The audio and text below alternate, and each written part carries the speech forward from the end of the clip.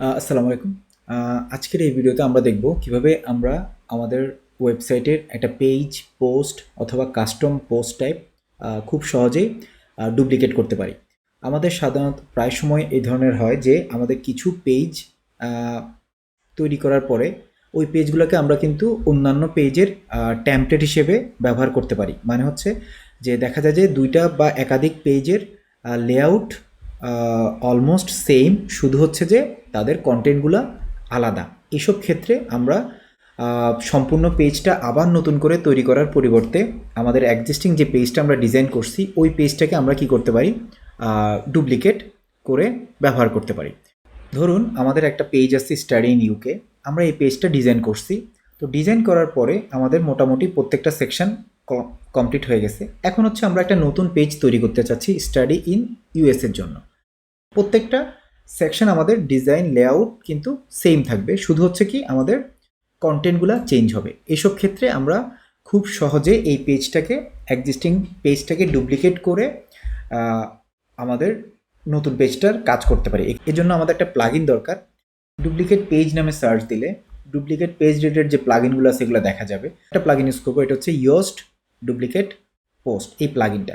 তো ইয়োস্ট এসইওর সাথে আমরা অনেকেই পরিচিত। তো ওই টিম ইয়োস্টেরই আরেকটা প্লাগইন হচ্ছে ইয়োস্ট ডুপ্লিকেট পোস্ট, যেটা খুবই পপুলার, অলমোস্ট 4+ মিলিয়ন ইনস্টলেশন আছে এটা। তো আমরা প্লাগইনটা ইনস্টল করব, অ্যাক্টিভ করি। অ্যাক্টিভ করার পরে আমাদের হচ্ছে সেটিংসে ডুপ্লিকেট পোস্ট নামে একটা নতুন অপশন আসবে। এখান থেকে আমরা আসলে এই প্লাগইনের বিভিন্ন সেটিংস পরিবর্তন করতে পারবো। তো কোনো কিছু চেঞ্জ করার খুব একটা প্রয়োজন হবে না। তারপর আপনি দেখতে পারেন যে বিভিন্ন অপশনে কী কী আছে, যে এখানে হচ্ছে যে পেজ অ্যান্ড পোস্টের কোন কোন এলিমেন্টগুলা ডুপ্লিকেট হবে, এই ধরনের জিনিসগুলা কি হবে, ডুপ্লিকেট হবে। তো আমরা চাচ্ছি যে, তারপর হচ্ছে পারমিশন, কে কে হচ্ছে আপনার এগুলা এডিট করতে পারবে। তারপর হচ্ছে যে আপনার ডিফল্ট পোস্ট টাইপ, কোন ধরনের পোস্ট টাইপে আপনার এই অপশনটা অ্যানাবল থাকবে, যেমন বাই ডিফল্ট পোস্টস, পেজেস, এবং এক্ষেত্রে টিম। এখানে এই পোস্ট টাইপগুলোর জন্য কি হচ্ছে আপনার এই ডুপ্লিকেট অপশনটা অ্যানাবল করা আছে। কিন্তু এখানে দেখেন আমার একটা কাস্টম পোস্ট টাইপ আছে ইউনিভার্সিটিজ নামে, এখানে কিন্তু টিক চিহ্ন দেওয়া নেই।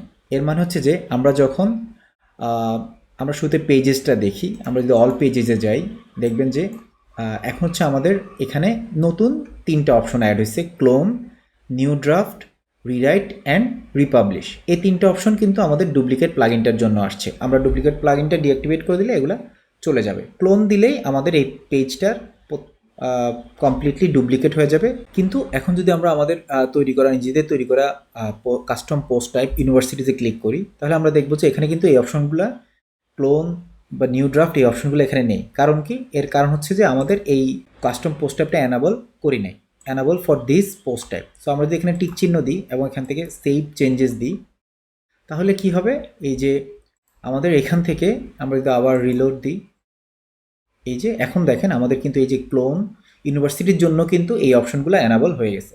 তাহলে হচ্ছে আপনারা বুঝতে পারতেছেন খুব সহজেই আমরা এই যে পারমিশন, প্লাগইনের সেটিংস থেকে পারমিশন ট্যাব থেকে আমরা কোন কোন কাস্টম পোস্ট টাইপ অথবা ট্যাক্সোনমিতে আমরা আমাদের ডুপ্লিকেট অপশনটা ইউজ করতে চাই, এটা এখান থেকে অ্যানাবল এবং ডিসেবল করতে পারবো। তারপর ডিসপ্লেতে আসছে হচ্ছে যে এখানে কি কোন লিঙ্কগুলো দেখা যাবে, new draft, clone, rewrite and republish. তো আমি সাধারণত ক্লোনটা ইউজ করি, এ কারণ হচ্ছে আমি বাকি দুটা টিক চিহ্ন তুলে দিলাম। আপনারা না তুললেও কোনো সমস্যা নাই, এটা ব্যক্তিগত প্রিফারেন্স, আপনি কাজ করতে করতে বুঝে যাবেন কোনটা আপনার দরকার কোনটা দরকার নেই। তো এরপর হচ্ছে যে আমরা এখন যদি আমাদের এই পেজটা স্টাডি ইন ইউকে, এই পেজটা ডুপ্লিকেট করতে চাই, তাহলে হচ্ছে আমরা হচ্ছে পেজেসে যাব। পেজেস থেকে হচ্ছে আমরা নিচে খুঁজে বের করবো এই যে স্টাডি ইন ইউকে, এখান থেকে ক্লোনে ক্লিক করব। দেখেন বাকি দুটো অপশন কিন্তু চলে গেছে। ক্লোনে ক্লিক করার পরে এটা হচ্ছে যে একটা ড্রাফট হিসেবে, শুরুতেই এটা কিন্তু পাবলিশ হবে না, ড্রাফট হিসেবে আসবে সেম নামে, ঠিক আছে, স্টাডি ইন ইউকে, বাট এটা হচ্ছে ড্রাফট আকারে আসবে। তো আমরা হচ্ছে এটা ওপেন করব। আপনি খুব সহজে এখানে হচ্ছে আপনার ড্রাফটের লিস্ট থেকেও এটা বের করে ফেলতে পারেন, যদি আপনার অনেকগুলো পেজ হয় তাহলে হচ্ছে আপনার ড্রাফটের মধ্যে এই জিনিসটা খুঁজে পাবেন। আচ্ছা, এখান থেকে আমরা হচ্ছে জাস্ট কি করব, স্টাডি ইন ইউকের জায়গায় স্টাডি ইন ইউএস দিয়ে আমরা আমাদের পেজটা পাবলিশ করে দেব। আচ্ছা, আপনি পেজটার টাইটেল চেঞ্জ করার সাথে সাথে কিন্তু এটার স্ল্যাগও চেঞ্জ হয়ে যাবে, সো আপনাকে স্ল্যাগ চেঞ্জ করার দরকার নাই। আমরা পাবলিশ দিলাম পেজটা, ভিউ পেজ। আচ্ছা, এখন হচ্ছে একটা ইন্টারেস্টিং জিনিস দেখেন। এখন দেখেন আপনার এই পেজটার যেই স্টাইলিং আছে বা লেআউটটা আছে, এটা কিন্তু এই পেজটাতে ডুপ্লিকেট করা পেজটাতে দেখা যাচ্ছে না। হ্যাঁ, কন্টেন্ট ঠিক আছে, আমার টেক্সট ঠিক আছে, আমার ইমেজ ঠিক আছে, তারপর হচ্ছে আমার যে ট্যাবলগুলো ঠিক আছে, তাদের ফাংশনালিটিও ঠিক আছে, বাট প্রবলেমটা হচ্ছে যে আমার লেআউটটা ঠিক নেই। এর একটা কারণ হচ্ছে আমি হচ্ছে শুধু আপনার টাইটেলটা চেঞ্জ করে কিন্তু পাবলিশ করে দিছি, কিন্তু আমার পেজটা হচ্ছে এলিমেন্টরে ডিজাইন করা। তো এলিমেন্টরে ডিজাইন করা পেজগুলোর জন্য আপনাকে কমপক্ষে একবার এডিট উইথ এলিমেন্টর এই অপশনটা ক্লিক করতে হবে। ক্লিক করার পরে আপনি এখানে দেখেন, এখানে কিন্তু লেআউট ঠিক আছে, ঠিক আছে। তো ক্লিক করার পরে আপনি কিন্তু আপডেট সরাসরি প্রথমে আপডেট দিতে পারবেন না, কারণ আপনার কোনো চেঞ্জ হয় নাই। আপনি সিম্পল একটা কিছু চেঞ্জ করেন, এখানে একটা কিছু চেঞ্জ করার পরে আপনি দেখেন এখানে আপডেট বাটনটা আসছে, আপডেটে ক্লিক করলে এবার যদি আপনি আপনার পেজটা রিলোড দেন, দেখবেন যে আপনার সবগুলো স্টাইল সুন্দরভাবে চলে আসছে, ঠিক আছে। যে এটা হচ্ছে এলিমেন্টর ব্যবহার করার জন্য।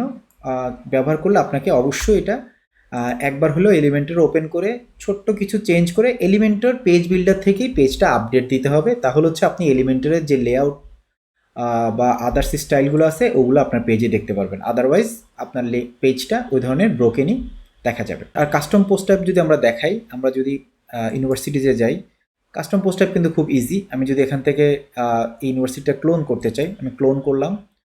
ক্লোন করার সাথে সাথে আমার সেম নামে একটা ড্রাফট সেভ হয়েছে। আমি জাস্ট হচ্ছে এখানে ক্লিক করব।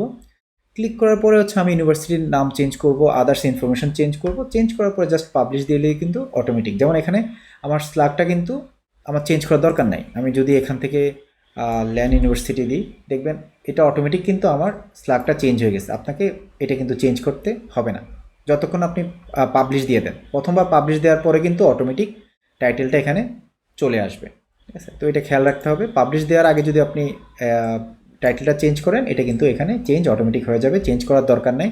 কিন্তু একবার পাবলিশ দেওয়ার পরে ধরেন আপনি যে টাইটেলটা ছিল ওই টাইটেলে একবার পাবলিশ দিয়ে ফেলছেন, তখন কিন্তু আপনার এটা আর অটোমেটিক চেঞ্জ হবে না, দেখছেন। এই ইউআরএলটা আর অটোমেটিক চেঞ্জ হবে না, তখন কিন্তু আপনাকে এটাকে ম্যানুয়ালি এখান থেকে কপি করে আপনাকে এখানে পেস্ট করতে হবে, ঠিক আছে। তখন যে আপনার এই জিনিসটা আপডেট হবে। এই ছোটোখাটো জিনিসগুলো খেয়াল রাখবেন। আশা করি এই ভিডিওটা আপনাদের কাজে লাগবে। যদি কোনো প্রবলেম থাকে, কোনো সমস্যা হয়, তাহলে অবশ্যই কমেন্ট সেকশনে জানাবেন। আমরা চেষ্টা করব আপনাদের প্রবলেমগুলো সলভ করার জন্য। ভালো থাকবেন, ধন্যবাদ।